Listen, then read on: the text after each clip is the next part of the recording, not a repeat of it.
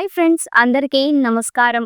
ఈరోజు వీడియో ఏంటంటే ఏప్రిల్ 1 నుంచి యూపీఐ సేవలు కీలక నిర్ణయం తీసుకున్న ఎన్పిసిఐ అనే దానిపై ఈ వీడియో. ఎవరైనా కొత్తగా మన ఛానల్కి వచ్చినట్లయితే వెంటనే మన ఛానల్ని సబ్స్క్రైబ్ చేయండి. ఇంకా టాపిక్ విషయానికి వస్తే, భారతదేశంలో డిజిటల్ చెల్లింపుల్లో యూపీఐ యూనిఫైడ్ పేమెంట్ ఇంటర్ఫేస్ కీలక పాత్ర పోషిస్తోన్న సంగతి తెలిసిందే. అయితే తాజాగా యూపీఐ సేవలకు సంబంధించి national payments corporation of India ఒక కీలక నిర్ణయం తీసుకుంది. ఏప్రిల్ 1 నుండి యూపీఐ ఖాతాలకు అనుసంధానమైన మొబైల్ నంబర్లు యాక్టివ్గా లేకుంటే సంబంధిత ఖాతాల నుంచి యూపీఐ సేవలను నిలిపివేస్తామని ప్రకటించింది. యూపీఐ ద్వారా జరిగే మోసాలను నిరోధించడం, వినియోగదారుల భద్రతను మెరుగుపరచడం ఈ నిర్ణయానికి ప్రధాన కారణంగా పేర్కొంది. ఈ మార్పు ప్రభావంతో Google pay, phone pay, Paytm వంటి యాప్ల ద్వారా యూపీఐ లావాదేవీలు చేసే వారికి కొన్ని పరిమితులు ఎదురయ్యే అవకాశం ఉంది. ఎన్పిసిఐ తాజా నిర్ణయం వల్ల యూపీఐ సేవలను నిరవధికంగా కొనసాగించాలంటే యూజర్లు తమ బ్యాంక్ ఖాతాలకు అనుసంధానమైన మొబైల్ నంబర్ను యాక్టివ్గా ఉంచుకోవాలి.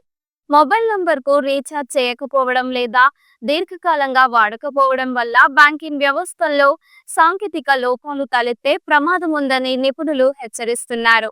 ముఖ్యంగా టెలికాం ప్రొవైడర్లు ఎప్పటికప్పుడు పాత నంబర్లను కొత్త వినియోగదారులకు కేటాయించేందుకు సిద్ధంగా ఉంటారు. ఈ క్రమంలో ఒకే నంబర్ను కొత్త వ్యక్తికి కేటాయించినప్పుడు మోసాలకు అవకాశం ఉంటుందని ఎన్పిసిఐ వెల్లడించింది. ఈ సమస్యను అరికట్టడానికి యాక్టివ్ నంబర్లను మాత్రమే బ్యాంకింగ్ సేవలకు అనుసంధానించుకోవాలని వినియోగదారులను హెచ్చరించింది. ఈ నేపథ్యంలో యూజర్లు తమ బ్యాంక్ ఖాతాలకు లింక్ అయిన మొబైల్ నంబర్ను సమీక్షించుకోవడం అత్యంత అవసరం. మీ నంబర్ ఇంకా యాక్టివ్గా ఉందో లేదో నిర్ధారించుకోవడానికి టెలికాం ప్రొవైడర్ ద్వారా తనిఖీ చేయాలి.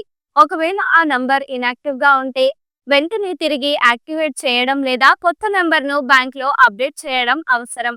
ఇకపై ఎన్పిసిఐ బ్యాంకులు, యూపీఐ అప్లికేషన్ ప్రొవైడర్లను ప్రతి వారం ఇన్యాక్టివ్ మొబైల్ నంబర్ల రికార్డులను సవరించాలని ఆదేశించింది. వినియోగదారుల భద్రతను ప్రాధాన్యంగా తీసుకుని ఈ నిర్ణయం డిజిటల్ చెల్లింపుల భద్రతను మరింత మెరుగుపరిచేలా పనిచేయనుందని విశ్లేషకులు భావిస్తున్నారు. ఈ వీడియో మీకు నచ్చినట్లయితే లైక్ చేయండి. మీరు ఎటువంటి అప్డేట్స్ గురించి తెలుసుకోవాలనుకుంటున్నారో కమెంట్ బాక్స్లో కమెంట్ చేయండి.